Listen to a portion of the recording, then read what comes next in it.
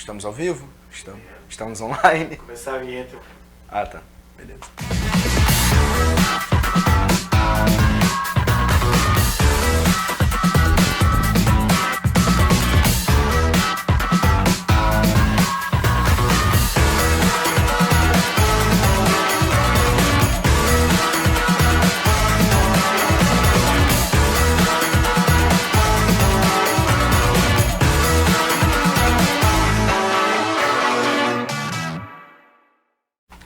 É isso aí, mestrão! Estamos ao vivo, estamos online. Mais uma aula, pessoal. Mais uma aula aí nesse feriado, não, né? Nessa emendada aí do feriado de quinta-feira. Aula de hoje, filosofia, mais um dia aí vocês acompanhando esse conteúdo filosófico de toda sexta-feira.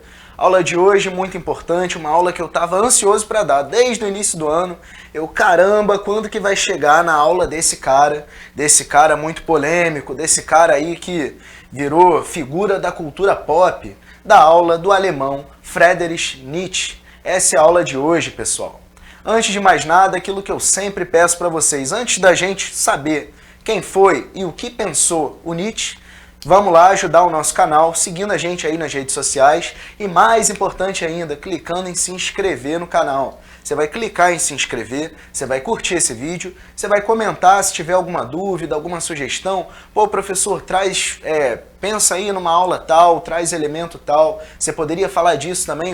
Estamos abertos aí a sugestões. Comentem então o vídeo, curtam o vídeo e quando vocês se inscreverem no nosso canal, ativa aquele sininho ali da notificação. Quando vocês ativam esse sininho, todos os envios que a gente faz já chega aí automaticamente na notificação do celular de vocês. É uma forma de estar incentivando e ajudando o nosso trabalho. Beleza, pessoal? Recado dado, vamos aí para a aula de hoje.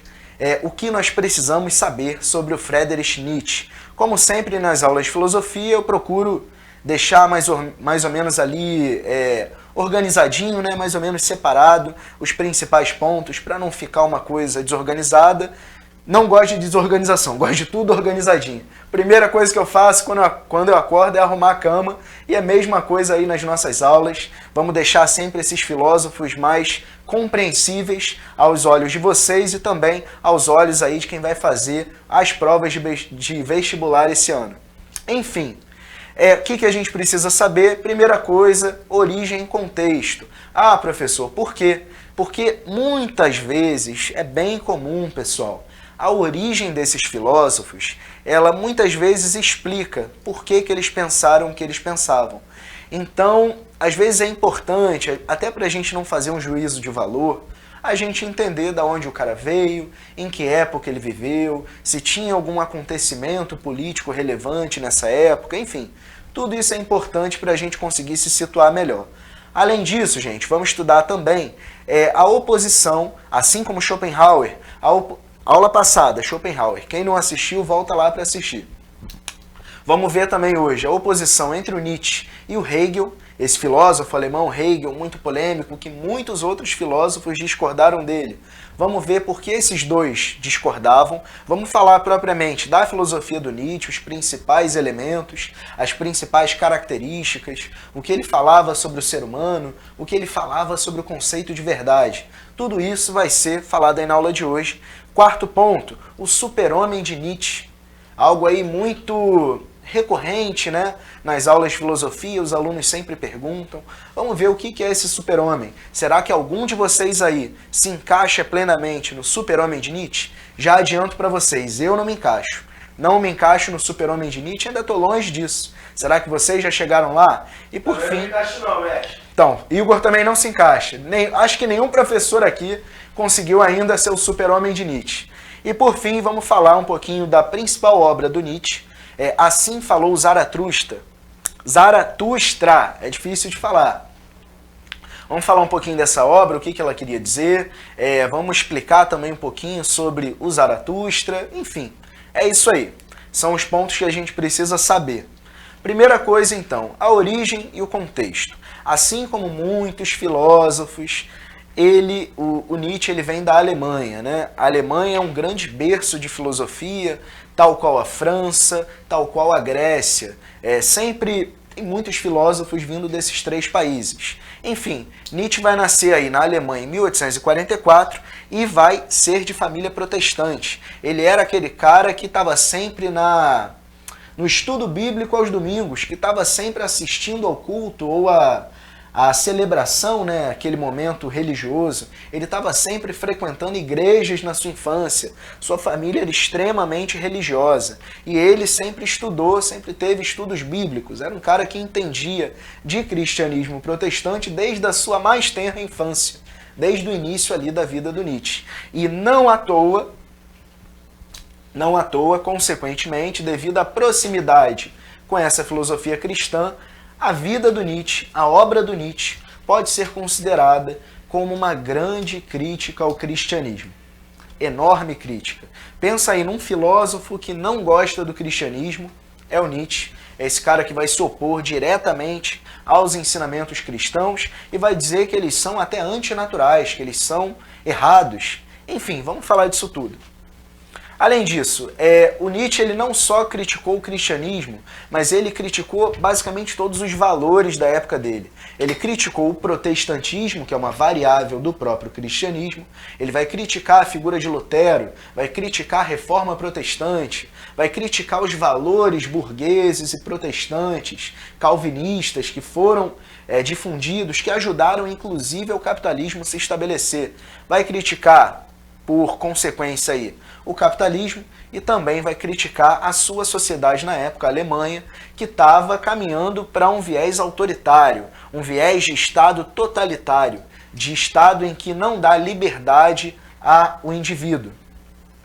Ele vai ser um filósofo, além de se opor ao cristianismo, ele vai ser um filósofo que vai defender, acima de tudo, a liberdade. A liberdade para o Nietzsche é algo que o ser humano tem de mais importante. A liberdade de cada um conseguir definir, tecer o seu próprio destino, não necessitando de uma igreja ou de um dogma religioso que diga para ele aquilo que é certo ou que é errado. O Nietzsche ele vai defender a liberdade, vai defender a autonomia do ser humano poder decidir por si mesmo o que é o certo e o que é o errado. Então, como vocês veem na imagem, Nietzsche não gostava do Martinho Lutero, não gostava do protestantismo, por isso que eu botei esse símbolo aí de proibido. Na casa do Nietzsche não entra protestante, já bastava a família do cara, mais ninguém entra. Aí, pessoal, uma coisa que a gente tem que pensar do Nietzsche, além da sua origem, é a sua oposição com o filósofo Hegel. O Hegel, filósofo alemão também, ele era o queridinho da Alemanha. A gente viu na aula passada sobre Schopenhauer que o Schopenhauer ele não gostava do Hegel. E aí ele colocou as suas aulas na Faculdade de Berlim, na Universidade de Berlim, no mesmo horário e no mesmo dia que o Hegel. Moral da história, todos aqueles intelectuais alemães estudantes foram assistir a aula do Hegel e floparam, pessoal. Não foram, abandonaram as aulas do Schopenhauer, porque eles se opunham e porque o Hegel ele estava muito em voga no momento ali, naquele contexto da Alemanha. O Nietzsche ele vai nascer um pouquinho depois. O Hegel já tinha morrido, o Nietzsche não tinha nascido. Foi 9 anos depois. Foi 9 ou 13 anos depois, não tenho certeza. Mas foi um pouquinho depois que o Nietzsche vai nascer e ele vai se opor a esse filósofo muito importante da Alemanha em alguns aspectos. Vamos lá. Eu fiz aí 2 citações indiretas, que não, vocês veem que não tem aspas, que eles não falaram exatamente isso. Mas é a ideia principal. O Hegel vai falar, o ser humano é apenas uma parte na engrenagem do universo. É semelhante a uma formiga no formigueiro. Esse tipo de pensamento, qual é a ideia que ele passa? Que o ser humano é apenas uma pequena parte numa grande engrenagem. Logo, a parte que não funciona na engrenagem, o que acontece com ela? Ela é cortada, ela é retirada. Qual é a ideia que o Hegel passa aí? De que as minorias têm que se curvar às maiorias. E se as minorias não se curvarem às maiorias, elas têm que apenas desaparecer. Esse tipo de pensamento depois vai dar origem ao fascismo, por exemplo, que é justamente um ser humano ser instrumentalizado em função de um Estado, ele tem que funcionar para o Estado existir. O ser humano ele não é um ser que precisa ser feliz ou precisa ser livre. Não, ele é apenas uma formiga. E a formiga tem que contribuir para o formigueiro. O Hegel defendia esse tipo de ideia, e esse tipo de ideia, imagino que o Hegel O Hegel não tinha como imaginar no que daria. Esse tipo de ideia no século XX aí vai trazer à tona milhares de mortes, regimes autoritários, enfim. O Nietzsche ele já vai se opor diretamente a essa ideia hegeliana. Ele vai falar o quê? O ser humano ele não é peça de nada, ele não é mecanismo de engrenagem nenhuma, o ser humano não é uma formiguinha dentro do formigueiro. O ser humano é um indivíduo, o ser humano é um ser dotado de uma realidade própria e o ser humano precisa, para ser feliz, da liberdade. O ser humano precisa ser livre para ser feliz. Essa é a ideia. O Hegel passa uma noção filosófica de abrir mão da sua própria liberdade para que a sociedade funcione bem, para que a sociedade seja boa, para que a sociedade seja próspera. O Nietzsche vai dizer, não tem como a sociedade ser boa e próspera se as pessoas não forem livres, porque a sociedade é formada de pessoas. E se as pessoas não forem livres, as pessoas não vão ser felizes. E pessoa feliz faz sociedade feliz? Não. Pessoas infelizes vão fazer uma sociedade violenta, repressiva, corrupta e tudo de ruim. Basicamente é assim que esses dois filósofos vão se opor. E isso aí vai ser base para discussão muito grande no século XX sobre o fascismo, sobre o anarquismo também, por exemplo. Várias correntes políticas vão surgir bebendo na fonte aí desses dois filósofos. Beleza, pessoal? Agora já deixamos essa oposição com Hegel de lado. Vocês já entenderam por que os caras não se davam bem, por que o Nietzsche... por que o Schopenhauer e o Hegel não se davam bem na aula passada e agora por que o Nietzsche discorda do Hegel. Vamos falar então do que seria essa filosofia do Nietzsche. Muita gente compartilha a imagem no Instagram, no Facebook, bota nos status e nos stories da vida, mas de fato não entende o cerne da filosofia nietzschiana. Por quê? Porque é um personagem, é um filósofo que virou um personagem. Ele virou um membro aí dessa cultura pop. Então ele virou meme. As caras dele, é um cara assim com um visual, né, bem bigodudo, bem diferente. E as pessoas compartilham muitas imagens, não conhecendo o conteúdo sobre a matéria. Mas vocês vão ser diferentes, que vocês estão aí no canal Estude com Luiz. Próxima vez vocês vão poder compartilhar alguma piada aí, sei lá, botando a cara esquisita do Nietzsche, já sabendo de fato o que ele pensava. Bom, primeira coisa, ele é um cara que vai olhar muito, ele vai tentar buscar uma filosofia equilibrada. Uma filosofia equilibrada que leve o homem a ser livre, que leve o homem a viver a vida de uma forma plena. Primeira coisa, ele vai olhar o prazer e vai olhar a responsabilidade. De um lado, Dionísio, o deus grego ali do vinho, né? O deus grego que está associado à sedução, a uma futilidade, ao ócio, ao descanso, à preguiça. Esse deus grego, na cultura romana, ele é chamado de Baco. Esse deus ele é associado a isso, ao sextou, ele é associado ao open bar, é associado ao open bar de vinho, é o deus dos vinhos. E esse cara ele representa o prazer do homem, prazer humano, que é aquela coisa descontrolada, impensada, efêmera, né, que passa rápido. Aí nós temos o outro deus, que é o Apolo. Apolo, deus grego aí do sol, da música, da ordem, é um deus que é o contrário, é aquele cara que na sala de aula ele senta na primeira cadeira, presta atenção do início ao fim, o caderninho dele é todo organizado e ele nunca sai para se divertir. São dois deuses gregos que estão relacionados a duas visões de mundo opostas. Primeiro é o Dionísio, que é uma visão aí de hedonismo, que é uma visão de prazer. E o Apolo, que é ligado a uma visão de responsabilidade. É aquele cara que está sempre economizando dinheiro, é aquele cara que está sempre trabalhando, é aquele cara que está sempre estudando. O Nietzsche vai dizer, bom, a vida humana precisa ter equilíbrio entre os dois. Não adianta apenas ser Apolo, ter uma visão apolínea, mas também não adianta ser apenas Dionísio, ser dionisíaco. Aquele amigo de vocês aí, ó, vocês podem zoar um amigo de vocês, aquele amigo que não quer saber de estudo, que não assiste o canal Estude com Luiz, só quer saber de sextou, aí a sexta-feira pro cara começa na terça, vocês falam assim, pô fulano, você é muito dionisíaco, você é muito dionisíaco. Já vocês aí imaginam que esse ano mais apolíneos, né, vocês já têm a visão da responsabilidade. Mas o Nietzsche vai dizer que o equilíbrio é o ideal. Ele tanto vai dizer que o equilíbrio é o ideal que ele vai soltar essa frase: a vida sem música seria um erro. Só que, prestem atenção, na mitologia grega, o deus responsável pela música é o Apolo, o deus da ordem, o deus da organização, o deus dessas coisas mais caretas, por assim dizer. Ele é o responsável, tanto que ele é sempre representado com uma lira. Então, o que o Nietzsche está querendo dizer? Que até as coisas boas, elas não podem ser simplesmente hedonistas. Tem que haver um equilíbrio entre o prazer e a responsabilidade e a construção de projetos, né, pessoais de cada um. Além disso, ele vai possuir então, pessoal, uma visão que é considerada oscilante. Ele vai ter uma influência niilista, onde ele vai negar a realidade das coisas, ele vai dizer que nada tem muita verdade, nada tem muito sentido, e vai se afastar bastante da visão hegeliana, em que o homem é apenas um instrumento do Estado, um instrumento da autoridade.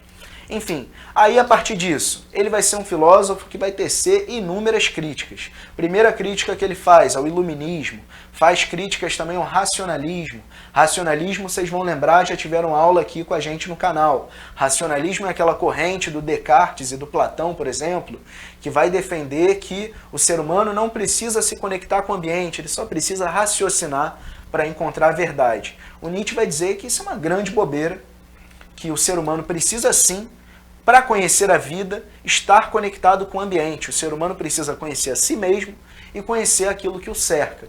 Então, por exemplo, viajando em muitos países, você aumenta a sua visão de mundo.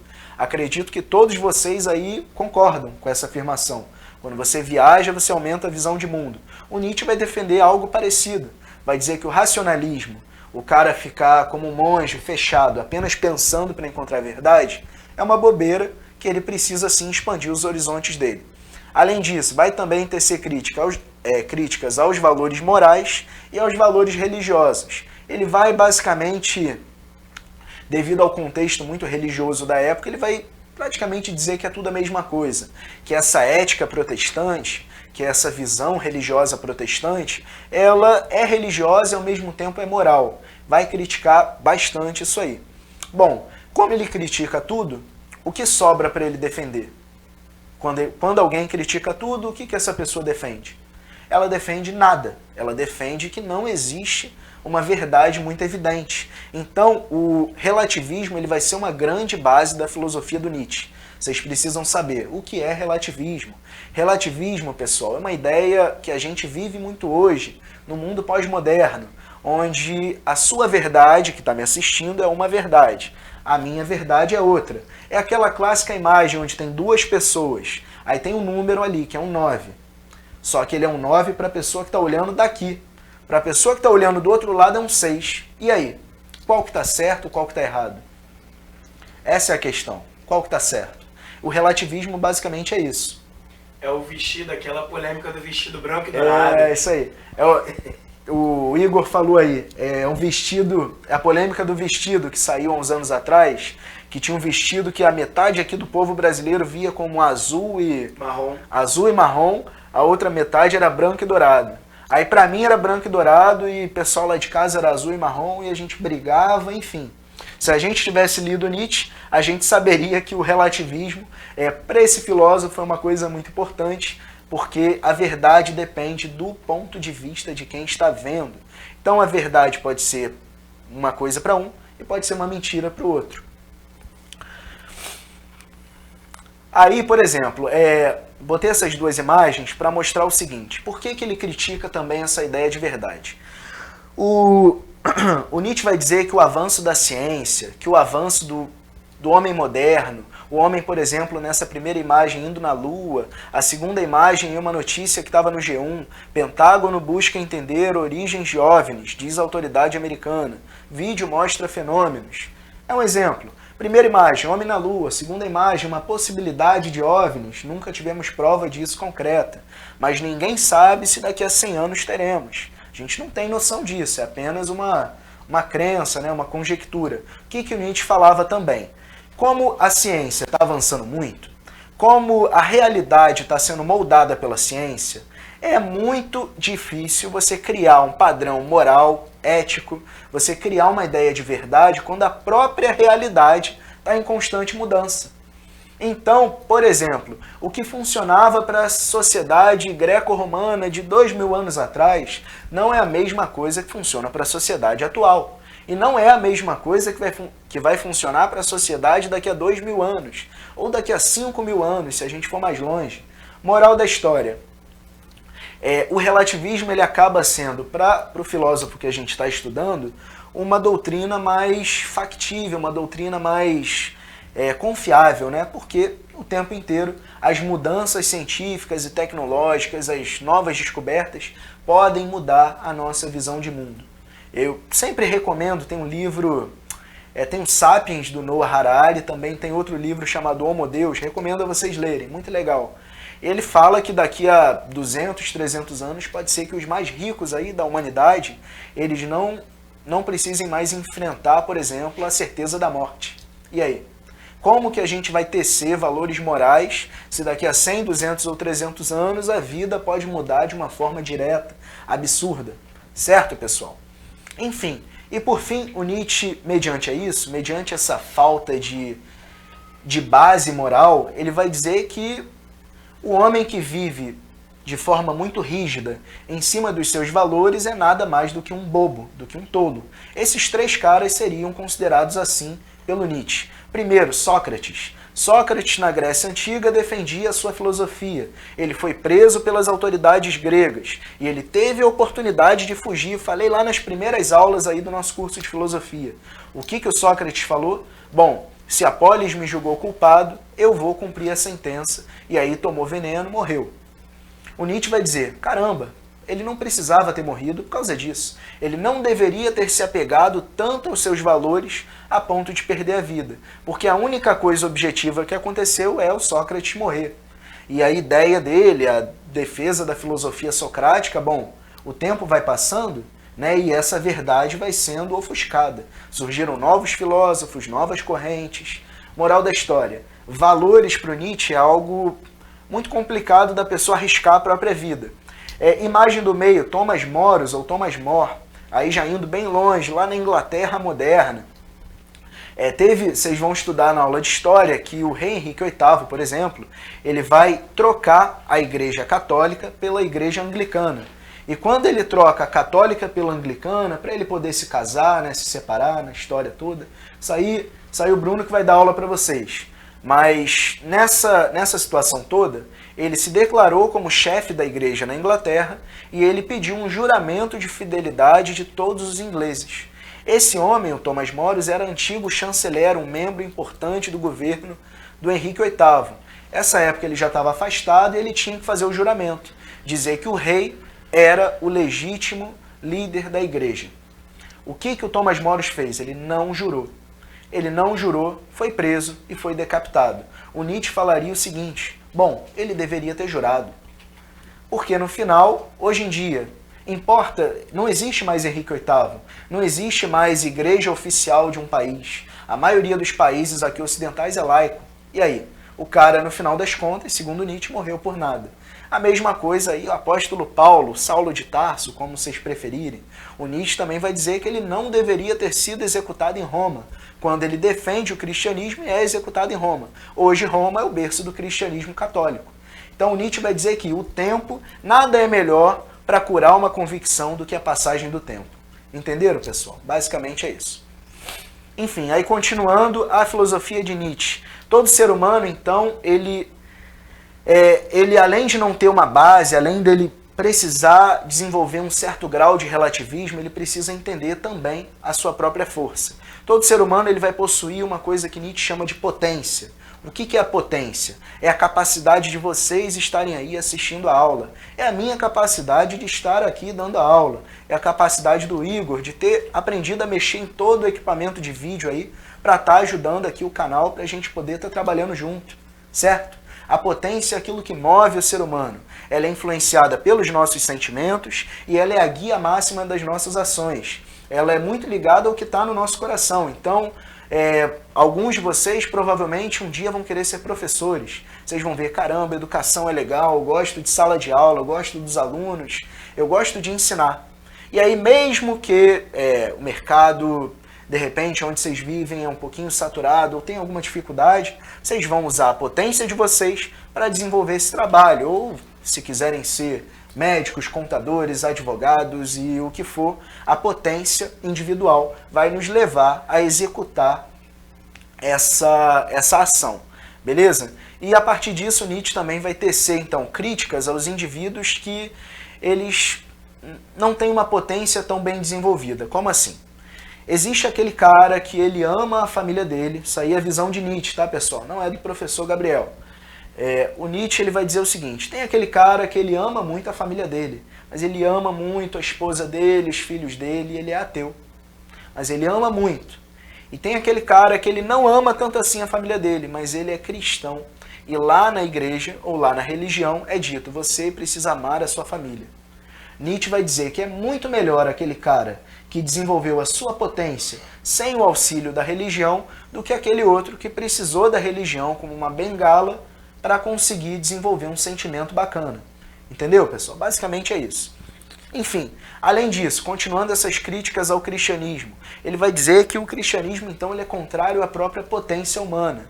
De acordo com Nietzsche, então, a religião como um todo é uma forma de equiparar fracos e fortes por meio da misericórdia, por meio daquele cara que ele não gosta tanto da família dele, mas ele vai ter misericórdia porque a religião ensinou, e aí ele vai desenvolver a potência dele, mas esse desenvolvimento para o Nietzsche não é legal. É melhor que o ser humano se desenvolva sem precisar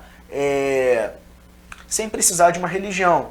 É o típico caso, por exemplo, eu posso ter dois alunos. Um aluno ele quer estudar porque ele entende a importância disso. O outro aluno ele não quer estudar. Eu, como professor, eu poderia fazer o que o Nietzsche diz que a religião faz, que é punir o primeiro aluno que não quer estudar. Eu falo assim, se você não estudar, eu vou te dar uma nota ruim. Agora, o Nietzsche vai dizer que o melhor professor não é aquele que pune, mas aquele que conscientiza. É eu chegar para aquele aluno que não quer estudar e falar, fulano, você precisa estudar por isso, por isso e por isso, vai ser bom para você, dê uma chance, eu vou te ajudar.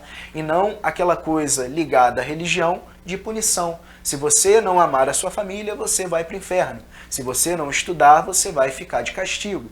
Basicamente é isso. O Nietzsche ele prioriza então a liberdade e a emancipação do homem frente à moral, à religião. O homem tem que ser bom por si mesmo e não porque ele vai para o inferno ou para o céu. O homem tem que respeitar a lei, ele não pode dirigir bêbado, por exemplo, mas é pela própria consciência dele, não é por causa da lei seca.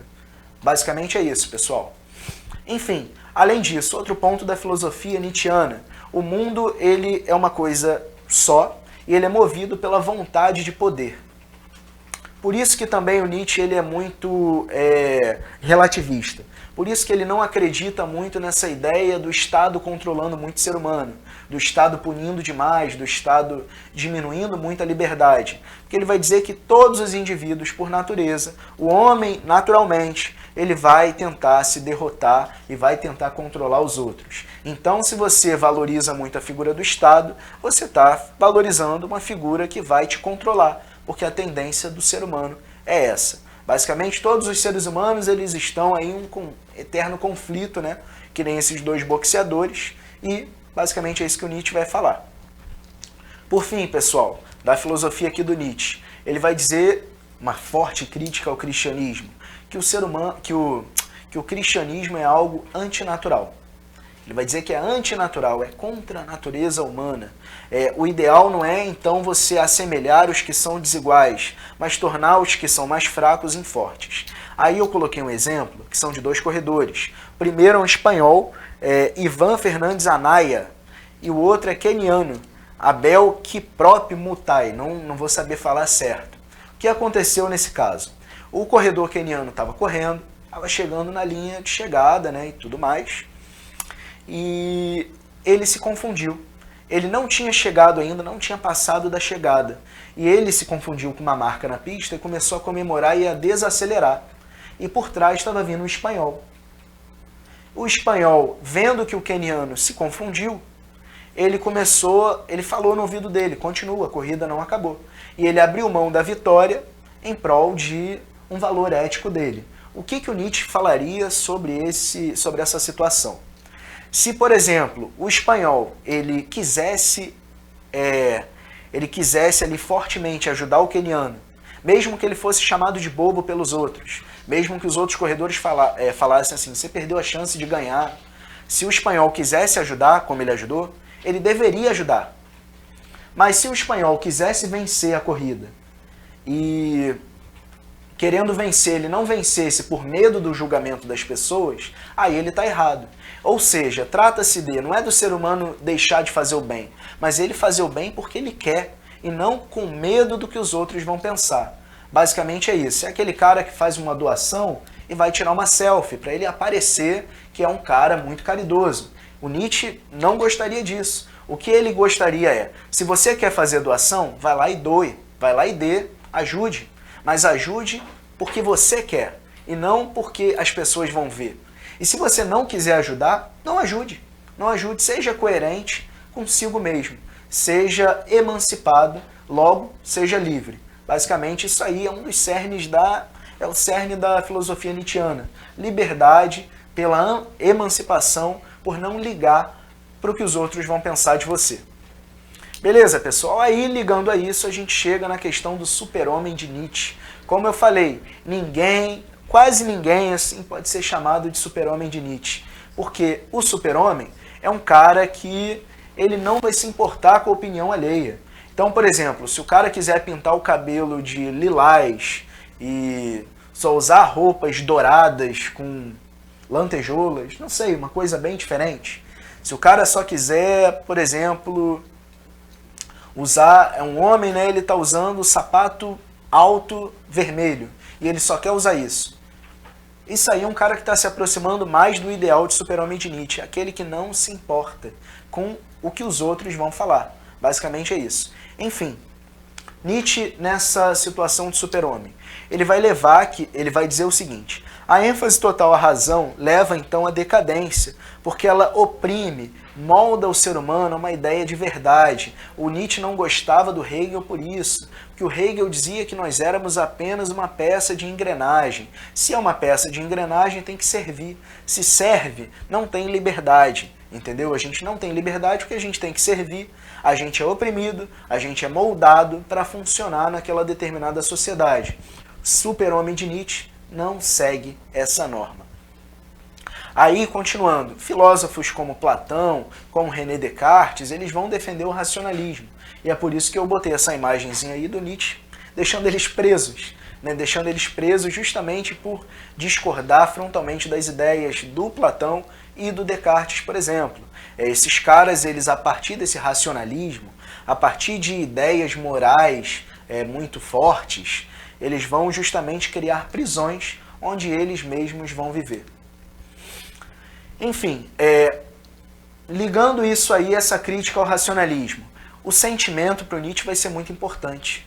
Essa coisa de sou frio e calculista, e bota a imagem lá de um personagem frio e calculista. Já tem até um da série aí, Peaky Blinders, né, que o pessoal usa bastante. Essa coisa de ser frio e calculista. O Nietzsche vai dizer que não devemos ser frios e calculistas. Nós devemos ser equilibrados. A gente tem razão, tal qual Platão e o Descartes defendiam. A gente tem a razão, mas a gente também tem o sentimento. E a partir do sentimento e da razão, conversando juntos, a gente vai criar a nossa potência, a gente vai criar o nosso poder de ação frente à nossa realidade. Enfim, então, emoção, sentimento, instinto natural do ser humano, tudo isso é importante. Um homem que, por exemplo, vive em prol de um mundo vindouro, de um mundo das ideias como Platão, isso não é legal. Nietzsche vai dizer que o ser humano tem que sim dar ênfase aos seus instintos. Se ele está com fome, não faça jejum, coma. Se ele está com sede, não deixe de beber, beba. É isso que o Nietzsche vai dizer, mas sempre com consciência dos seus próprios limites. Outra coisa polêmica, e a mais polêmica, né, pessoal? Que é a ideia de Deus está morto.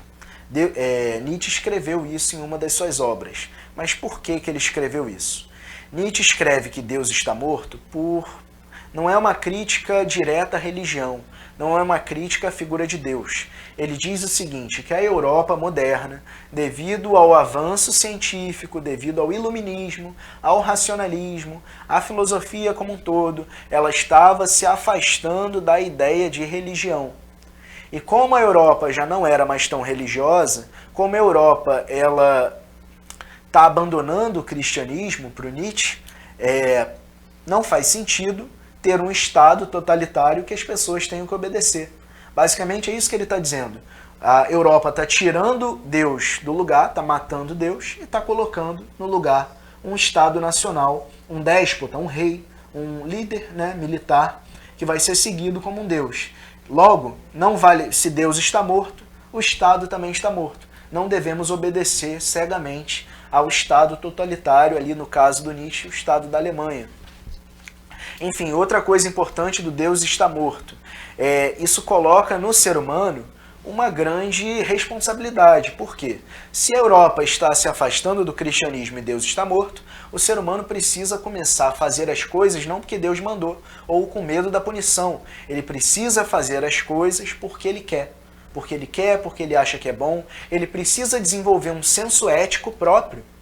Um senso ético próprio que não esteja ligado a uma punição religiosa. Então, por exemplo, se eu acho uma carteira na rua e tem o nome da pessoa com o telefone, eu sendo religioso, eu tenho que devolver aquela carteira, senão sou pecador e vou para o inferno.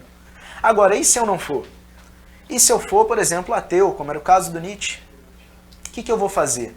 Eu vou precisar devolver porque o meu senso ético é forte, é bem desenvolvido, é superior e não precisa de uma religião para me dizer aquilo que eu tenho que fazer de bom ou não. Beleza, pessoal? Moral da história, então. Agora, livre da religião, é necessário encontrar a verdade de cada um e fazer o bem sem medo das punições sobrenaturais. Aí tem uma imagem bacana que eu sempre coloco, que é o grande bode, Francisco Goya. Francisco Goya era um pintor muito famoso lá na Espanha, né? E ele vai fazer várias pinturas tecendo críticas ao iluminismo, e essa aí é basicamente uma ilustração do que seria a peste negra. A peste negra, vocês podem ver na imagem a cara de assustado do pessoal aí do quadro. E o grande bode, né, representando a morte, a peste, ele está punindo as pessoas. O Nietzsche vai dizer que, bom, esse quadro não faz mais sentido, porque a peste negra, na filosofia nietzschiana, não é mais um resultado de um pecado, ou resultado da ação maligna do tinhoso, né? Do coisa ruim. Não é o coisa ruim, não é o pecado que o povo cometeu, não. É apenas a falta da ciência, é apenas uma doença que foi passada ali entre as pessoas durante a era medieval. Beleza, pessoal? Finalizando, então, essa parte do super-homem. Super-homem é aquele que é verdadeiramente livre. Aí eu coloquei algumas citações. O que o Nietzsche falaria? Que é melhor ser ridículo do que ser tímido. Nietzsche vai dizer isso. É melhor você não responder às pressões sociais e morais do que você viver aprisionado a vida toda. Então, se o cara quer andar com o chapéu da Carmen Miranda 24 horas e isso faz ele feliz, ele deve andar independente dele ser zoado na rua.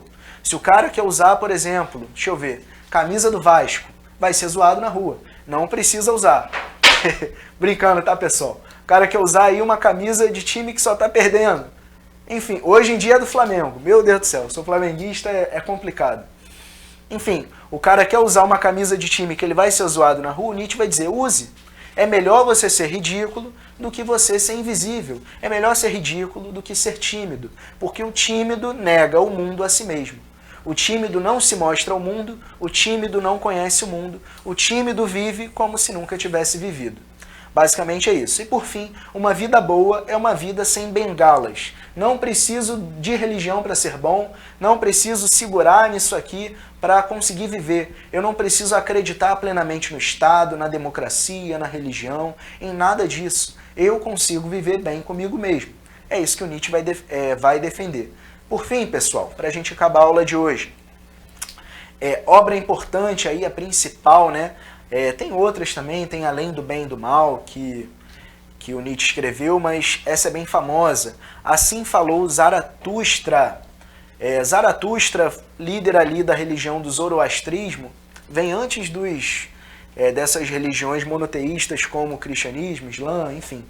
O Zaratustra ele vai defender uma ideia de bem e de mal, né, o bem sempre confrontando o mal, e o Nietzsche botou o Zaratustra aí como personagem principal do seu livro. Aí vamos lá, esse livro foi publicado então em 1883, tem o Zaratustra como personagem principal e vai acompanhar o desenvolvimento desse personagem e o caminho dele para encontrar liberdade frente às pressões sociais. Ele vai dizer o seguinte, que a dor e a perda, sofrimento, vai fazer parte dessa narrativa. Durante esse livro, esse personagem ele vai se envolver em situações desconfortáveis, porque justamente para o Nietzsche, a dor, a perda, o sofrimento, tudo isso faz parte de um processo maior de liberdade, um processo maior de aprendizado. Por fim, pessoal, para vocês entenderem, essa obra ela vai... Tudo que a gente falou da filosofia do Nietzsche, dá para vocês pegarem essa obra e entenderem os pormenores, porque ela resume bem todo o pensamento nietzschiano. Enfim, ela vai ser então um ponto alto das críticas do filósofo. Ali vão estar reunidos pensamentos críticos sobre a metafísica clássica, que é aquilo que o Platão defendia, todas as críticas que o Nietzsche tece ao Platão sobre o Estado alemão, a política totalitária desse Estado, que depois vai evoluir para o Partido Nazista no século XX, também sobre a cultura europeia e o seu atraso. Beleza, pessoal? Dá tempo de fazer questão? Vamos lá então, questão número 1, para a gente fechar aí a nossa aula de Nietzsche, bastante coisa que a gente falou, vamos lá. Na perspectiva nietzschiana, o livre-arbítrio é um erro por quê? Por que não existe livre-arbítrio? Letra A. Ao declarar que os homens são livres, as forças coercitivas, como o poder da igreja, agem com um claro intuito de castigá-los, julgá-los e declará-los culpados. Faz bastante sentido a letra A. Mas vamos continuar. Os homens, indignos como são, jamais alcançarão a dimensão da ideia implícita no livre-arbítrio. Nietzsche não chama os homens de indignos. Ele não tece aí comentários com juízo de valor sobre o homem. Ele vai dizer que o homem simplesmente é. Ele não é nem bom nem mal, ele só existe, ele é. Letra C. É um erro porque o cristianismo, apesar de seus esforços candentes, não conseguiu tirar a culpa do ser humano. Não, porque mesmo com culpa o ser humano exercita o livre-arbítrio, logo não faz sentido. E letra D, a fatalidade impressa no ser humano está na sua historicidade, no seu livre-arbítrio, e por isso mesmo o homem está condenado à culpa. É sem pé nem cabeça, pessoal, essa letra D aí. A que melhor responde o nosso comando é a letra A. O livre-arbítrio ele é um erro, porque justamente ele diz assim, ó, você pode fazer o que você quiser, mas se você fizer o que eu não quero, eu vou te punir. Então o livre-arbítrio ele acaba sendo bem limitado. É tipo assim, você não vai me obedecer, a religião falando, né? Qualquer uma que seja. Você não vai me obedecer, vai acontecer isso, isso e isso com você. Então, não existe de fato um livre-arbítrio, apenas uma ameaça. Então aí, resposta certa, letra A. Dá tempo de fazer outra? Vamos lá então. Exercício número 2 agora. Para lidar com o tratamento dos valores no pensamento do Nietzsche, o conceito de morte de Deus é essencial. Assinale a alternativa que reflete esse conceito. Letra A. A morte de Deus desvaloriza o mundo. A morte de Deus gera necessariamente o super-homem. Não, não gera. Porque mesmo que o ser humano não seja mais religioso, ele ainda recebe pressão moral. Letra C. A morte de Deus implica a perda das sanções sobrenaturais dos valores. Deixa eu ler de novo. A morte de Deus implica a perda das sanções sobrenaturais dos valores. Ou seja, já que não tem religião, eu posso me comportar mal e não vou ser punido depois da vida. Embora eu seja punido pelas autoridades aqui. Basicamente, ela está respondendo bem. Letra D. A morte de Deus exige o retorno a Apolo e a Dionísio. Tem nada a ver, pessoal. Tem nada a ver com morte de Deus. Quando a gente fala de Apolo e Dionísio na filosofia do Nietzsche, está falando sobre uma visão mais ligada aos prazeres ou mais ligada à razão, mais ligada ao comedimento, beleza? Não é como se ele acreditasse na mitologia grega. Ele está apenas fazendo a metáfora. Beleza, pessoal? Letra E. A morte de Deus impossibilita a superação dos valores hoje aceitos. Não, pelo contrário. A morte de Deus ela simplesmente vai abolir esses valores. Eles vão deixar de existir, eles não vão ser superados ou melhorados, não. Logo, só pode ser aí a letra C, é a que melhor responde pra gente. Ou seja, não tem mais religião, o ser humano pode agir mal, agir bem, e ele não vai receber uma punição depois. Então, para a filosofia do Nietzsche é fundamental que ele pensa, o ser humano agora é livre. O ser humano é livre para fazer o que ele quer e não, a religião não vai punir ele depois. Dá para fazer mais um? Vamos para a última? Pode ser. A última, então. Pode ser. Exercício 3, última questão, pessoal. A filosofia grega parece começar com uma ideia absurda, com a proposição: a água é a origem e a matriz de todas as coisas. Será mesmo necessário determos nela e levá-la a sério? Sim, e por 3 razões. Em primeiro lugar, porque essa proposição enuncia algo sobre a origem das coisas. Em segundo lugar, porque o faz sem imagem e fabulação, ou seja, explica sem precisar de uma mitologia por trás, sem precisar de uma metáfora por trás. Enfim, em terceiro lugar, porque nela, embora apenas em estado de crisálida, está contido um pensamento de que tudo é um. Comando da nossa questão. O que, de acordo com Nietzsche, caracteriza o surgimento da filosofia entre os gregos? Por que os gregos começaram a pensar a filosofia? Por quê? Da onde que veio? Letra A. O impulso para transformar, mediante justificativas, os elementos sensíveis em verdades racionais. Vamos passar essa aí, mas ela não está muito bacana não, porque justamente racionalismo está se opondo a essa ideia de precisar conhecer os elementos da natureza. São coisas opostas. Empirismo quer conhecer os elementos, racionalismo não quer. Letra B. O desejo de explicar, usando metáforas, a origem dos seres e das coisas. O texto falou o contrário. O texto disse que era muito bacana a filosofia porque ela não precisava de metáforas. Não precisa ter ali uma mitologia grega para passar um valor. Não, você só passa o valor direto.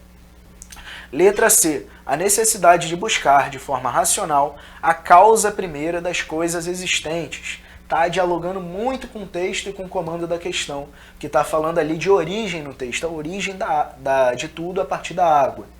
Letra D. A ambição de expor de maneira metódica as diferenças entre as coisas. No texto ele não está tentando diferenciar nada.